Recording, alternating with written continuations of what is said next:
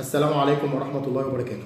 من الملحوظ دلوقتي النزلات المعوية في السماء كتير جدا، الطفل بيدخل في جفاف بسهولة. طبعا زي ما نصحنا قبل كده لازم محاليل الجفاف بانتظام، لازم متابعة الطبيب فورا قبل ما الطفل يدخل في مشكلة كبيرة.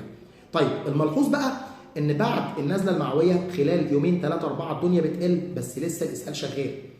يقف الاسهال شويه وبعد كده يرجع تاني. طب المشكله فين؟ المشكله ان معظم الحالات الفيروسيه بيحصل معاها مشاكل في جدار الجهاز الهضمي شويه، فبتبقى محتاجه ان انا بعد النزلات المعويه اكمل بحاجه اسمها بروبايوتيك، اللي هي البكتيريا النافعه، زي مثلا امبولات الانتيروجيرمينا، زي مثلا اكياس التينورين، زي اشياء اخرى كتير لشركات تانية. مفيش مشكله، لازم اكمل بحاجه زي كده.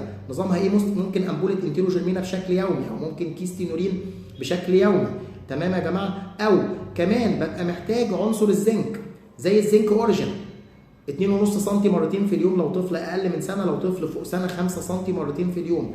خدي راي الطبيب بتاعك في حاجه زي كده، لان ده مهم قوي الفتره دي. تاني حاجه، بلاش يا جماعه الاكلات فيما بعد النزله المعويه، الاكلات اللي ممكن تزود شويه اضطرابات الجهاز الهضمي، زي الحاجات اللي فيها زيوت كتير او فيها مسبكات كتير. دايما خليك مع الطفل بتاعك في الحاجات المشويه او الحاجات المسلوقه، السوائل بانتظام، وربنا يحفظ اولادنا من كل سوء.